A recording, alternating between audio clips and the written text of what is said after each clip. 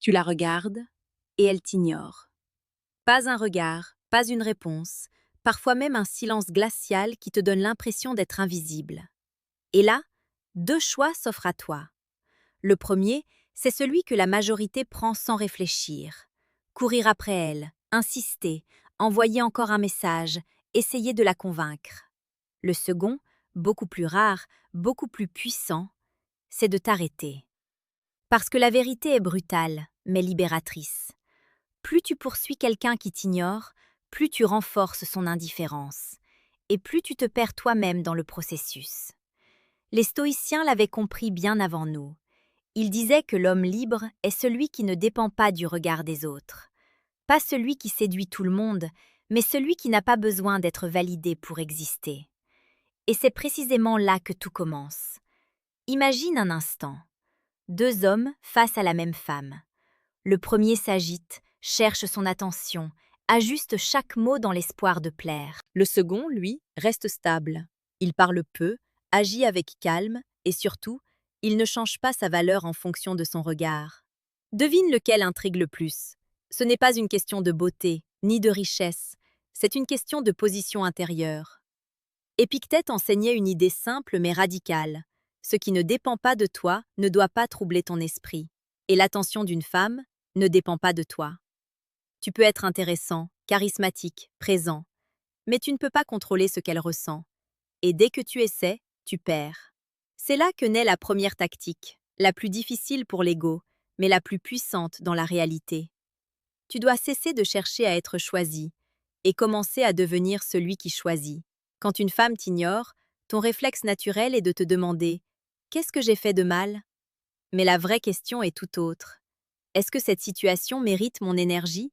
Ce simple changement de perspective transforme tout. Un homme qui court après une réponse donne le pouvoir. Un homme qui observe, analyse et décide s'il continue, reprend le contrôle. Marc Aurèle écrivait que la tranquillité vient lorsqu'on cesse de se disperser dans ce qui échappe à notre volonté. Et c'est exactement ce qui se passe ici. Tu ne gagnes rien à te battre contre l'indifférence. Tu gagnes tout à te repositionner intérieurement. Regarde autour de toi. Les hommes qui attirent le plus ne sont pas ceux qui poursuivent sans relâche. Ce sont ceux qui avancent dans leur vie, avec ou sans validation. Leur énergie ne dépend pas d'une seule personne. Et c'est ce détachement qui crée une tension invisible. Parce que paradoxalement, quand tu n'as plus besoin d'attention, tu deviens intéressant. La plupart des gens pensent que séduire, c'est faire plus. Plus de messages, plus d'efforts, plus de démonstrations. Mais en réalité, séduire commence souvent par faire moins, mais mieux. Prenons un exemple concret. Tu envoies un message. Elle ne répond pas. L'homme classique va relancer, puis relancer encore, parfois en changeant de ton, en essayant d'être drôle, puis sérieux, puis mystérieux. Il s'épuise, et dans ce processus, il perd toute forme de mystère. L'homme stoïque, lui, observe le silence, et il l'accepte, pas comme une défaite, mais comme une information. Le silence est une réponse, et savoir lire cette réponse sans agitation est une force. Sénèque disait que celui qui souffre avant que ce soit nécessaire souffre plus que nécessaire. Et c'est exactement ce qui se passe quand tu surinterprètes chaque absence de réponse. Tu crées un problème là où il n'y a peut-être qu'un désintérêt simple. Et il n'y a rien de plus puissant que quelqu'un qui accepte le désintérêt sans s'effondrer. Parce que c'est rare. Aujourd'hui, la majorité des interactions sont gouvernées par le besoin. Besoin d'attention, besoin de validation, besoin de connexion immédiate. Et dans ce chaos, celui qui reste centré devient magnétique. Mais attention, être stoïque ne signifie pas être froid ou distant. Cela signifie être maître de soi. Tu peux être présent, intéressé, ouvert, mais tu refuses de te perdre dans une attente. Et c'est là que la deuxième transformation commence à s'opérer en toi. Tu passes d'un état de manque à un état de choix. Au lieu de te demander comment attirer son attention, tu commences à te demander si elle mérite la tienne.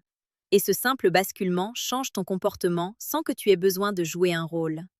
Ton ton devient plus posé, tes actions plus mesurées, ton regard plus stable. Parce que tu n'es plus en train de chercher quelque chose, tu es en train d'évaluer. Et cette posture est perçue immédiatement, même inconsciemment. Les êtres humains sont sensibles à l'énergie plus qu'aux mots. Tu peux dire exactement la même phrase avec deux états d'esprit différents et produire deux effets opposés. Si tu parles avec besoin, tu repousses. Si tu parles avec stabilité, tu attires. Et cette stabilité ne se fabrique pas avec des techniques superficielles. Elle se construit intérieurement. C'est pour ça que la plupart des conseils de séduction échouent. Ils te disent quoi dire, mais pas qui devenir. Or, ce que tu es, parle avant même que tu ouvres la bouche. Quand tu comprends cela, tu arrêtes de courir après des réactions. Tu commences à construire une présence. Une présence qui ne cherche pas à impressionner, mais qui s'impose naturellement. Et c'est précisément cette présence qui constitue la deuxième tactique, qui doit devenir difficile à lire, non pas en jouant un rôle, mais en étant ancré. Un homme prévisible dans son besoin est facile à ignorer. Un homme stable, mais indépendant, devient intrigant. Parce qu'il n'est pas en train de réagir à chaque mouvement. Il avance selon sa propre direction. Imagine encore une fois deux comportements. Le premier répond immédiatement à chaque message, s'adapte, se rend disponible à tout moment. Le second répond quand il le décide, reste cohérent, ne change pas son rythme pour plaire. Lequel semble avoir une vie plus remplie? Lequel semble avoir plus de valeur perçue? Ce n'est pas une question de manipulation, c'est une question de réalité. Si toute ton attention est tournée vers une seule personne, tu réduis inconsciemment ton importance. Mais si ta vie est déjà pleine, riche, structurée, alors ton attention devient précieuse. Et les gens respectent ce qui est rare. C'est ici que beaucoup se trompent. Ils essaient de créer de la rareté artificielle. Ils font semblant d'être occupés, semblant d'être détachés. Mais cela se ressent. Le vrai détachement ne se joue pas, il se vit.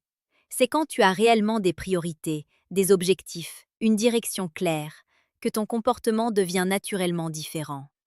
Tu n'as plus besoin de feindre l'indifférence. Tu es simplement concentré ailleurs. Et cette authenticité est extrêmement attractive. Marc Aurèle se rappelait chaque jour que le temps est limité et que le gaspiller dans des préoccupations inutiles est une perte irréversible. Applique cela ici. Est-ce que courir après quelqu'un qui t'ignore est un bon usage de ton temps? Ou est-ce une fuite de toi-même?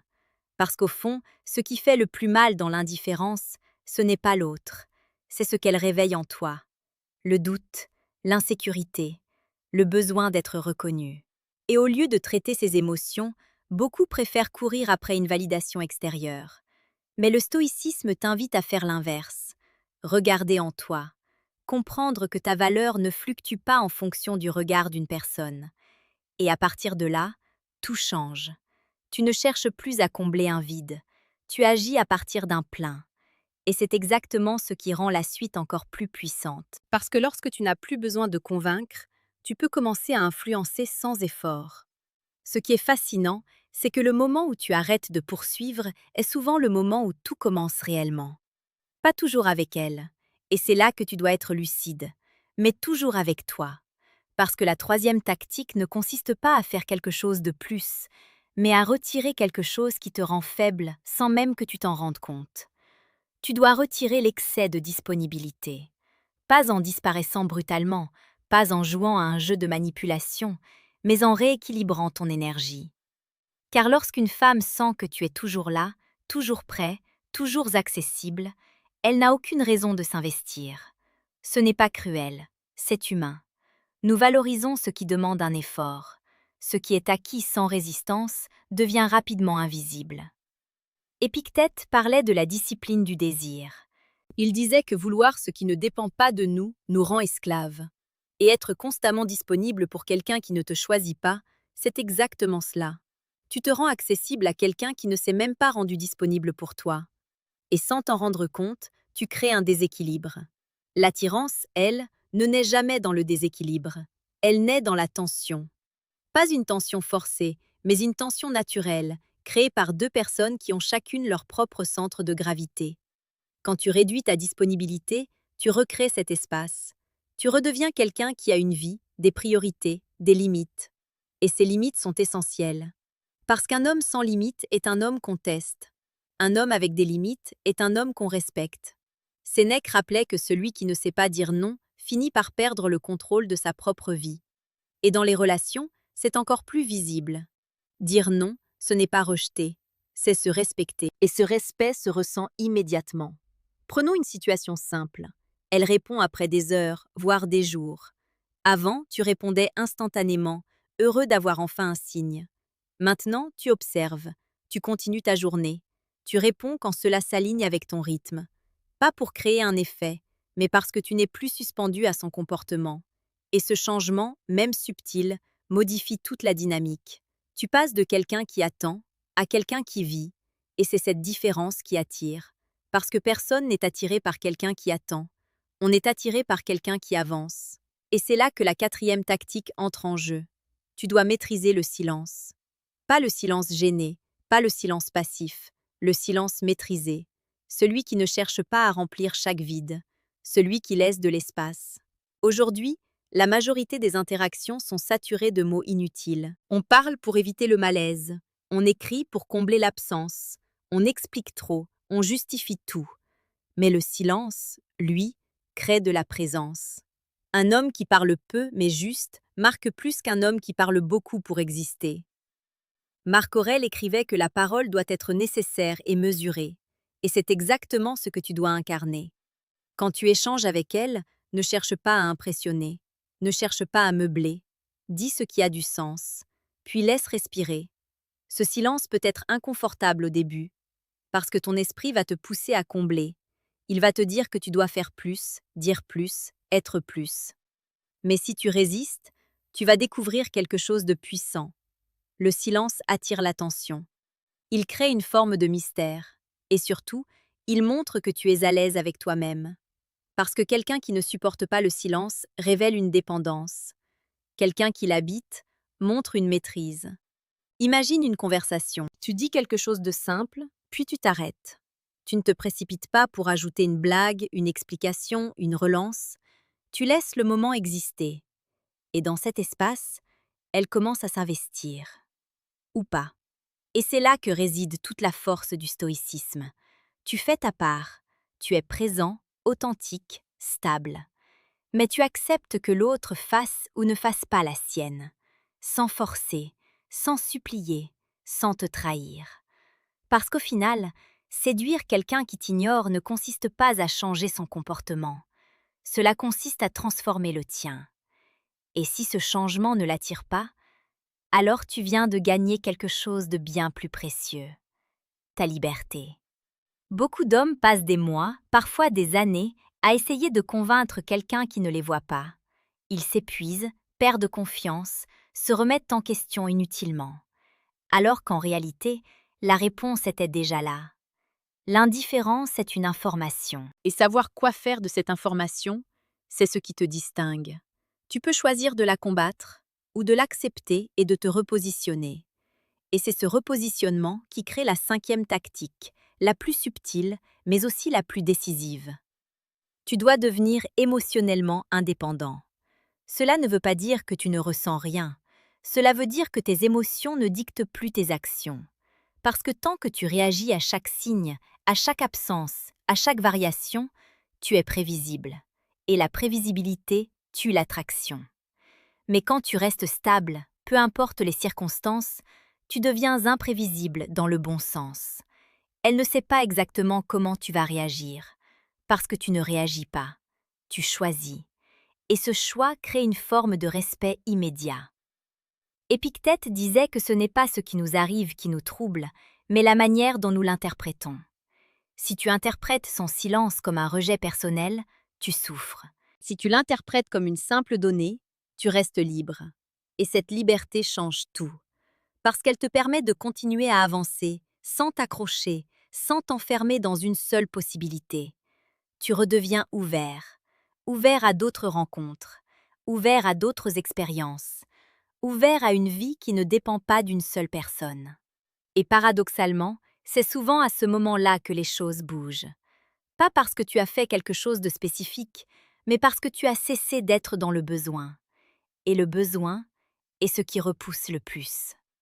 Alors que la liberté attire naturellement.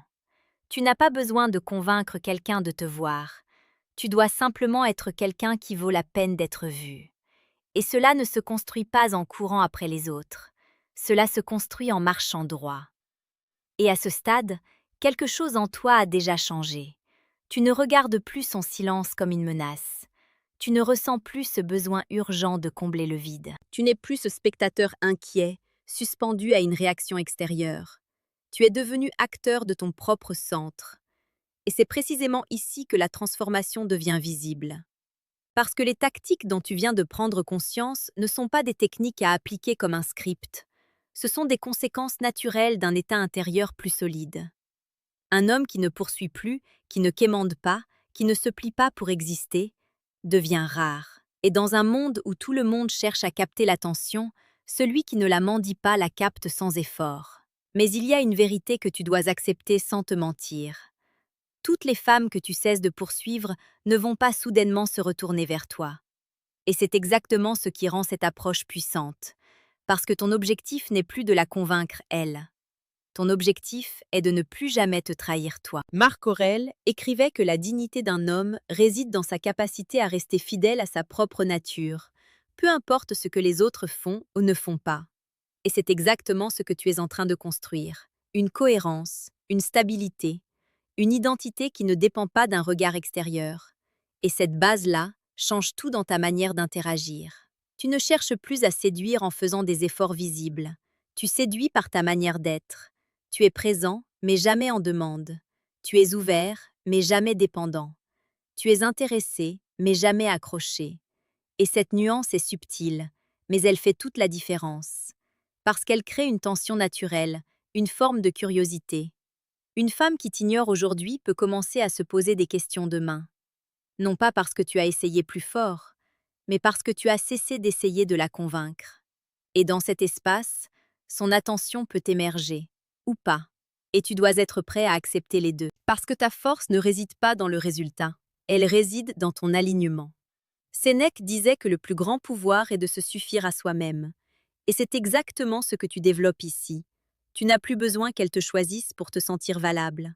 Tu choisis ta direction, indépendamment d'elle. Et cette posture, au-delà de toute stratégie, est ce qui attire les personnes les plus saines. Parce qu'elle montre que tu n'es pas là pour combler un manque. Tu es là pour partager une présence. Et cela change la nature même de la relation. Tu ne construis plus sur le besoin, tu construis sur le choix. Et les relations construites sur le choix sont les seules qui durent. Maintenant, prends un instant pour observer ta propre évolution. Avant, son silence te poussait à agir. Aujourd'hui, il t'informe. Avant, tu cherchais à comprendre ce qu'elle pensait. Aujourd'hui, tu te demandes ce que toi, tu veux vraiment. Avant, tu espérais une réponse. Aujourd'hui, tu avances avec ou sans. Et c'est cette indépendance qui crée une forme d'attraction silencieuse, presque invisible, mais incroyablement puissante. Parce que tu n'es plus en train de courir, tu es en train de marcher, droit, stable, présent. Et dans cette marche, tu deviens naturellement plus sélectif. Tu observes plus, tu ressens mieux. Tu ne t'emballes plus pour un simple signe d'intérêt. Tu attends de la cohérence. Parce que tu es devenu cohérent toi-même. Et cette exigence attire des personnes qui vibrent à ce même niveau. Ce qui veut dire une chose importante. La bonne personne ne te demandera jamais de courir après elle. Elle marchera à côté de toi. Et si quelqu'un choisit de t'ignorer malgré ta présence, ta stabilité, ton respect, alors ce n'est pas une opportunité perdue. C'est une incompatibilité révélée. Et comprendre cela te libère définitivement. Parce que tu ne vois plus le rejet comme une blessure. Tu le vois comme un tri naturel. Un tri qui te rapproche de ce qui est réellement aligné avec toi. Et à partir de là, tu n'as plus besoin de forcer quoi que ce soit. Tu continues ton chemin, tu développes ta vie, tu affines ton esprit, tu construis ton énergie. Et les bonnes connexions viennent à toi, non pas parce que tu les as poursuivies, mais parce que tu es devenu quelqu'un qui les attire sans effort. Petite parenthèse, les amis, j'ai créé un manuel complet sur la séduction stoïque. Il t'apprend comment parler avec maîtrise pour créer une vraie attraction. Le lien est en première ligne de la description. On continue. Ce que tu viens d'apprendre n'est pas seulement utile pour séduire. C'est une philosophie de vie, une manière de te positionner dans toutes tes interactions. Au travail, en amitié, dans chaque relation. Parce qu'au fond, il ne s'agit pas de plaire, il s'agit d'être solide. Et quand tu es solide, tu n'as plus besoin de chercher l'attention. Elle vient à toi, naturellement. Si ce type de réflexion t'apporte de la clarté, tu sais déjà ce qu'il te reste à faire. Continue à développer cet état d'esprit. Continue à t'observer, continue à avancer sans dépendre, parce que plus tu incarnes ces principes, plus ta présence devient impactante, silencieuse, mais impossible à ignorer. Et c'est là que tu comprends une chose essentielle. La véritable séduction ne consiste pas à attirer quelqu'un, elle consiste à ne jamais perdre qui tu es en essayant d'attirer quelqu'un.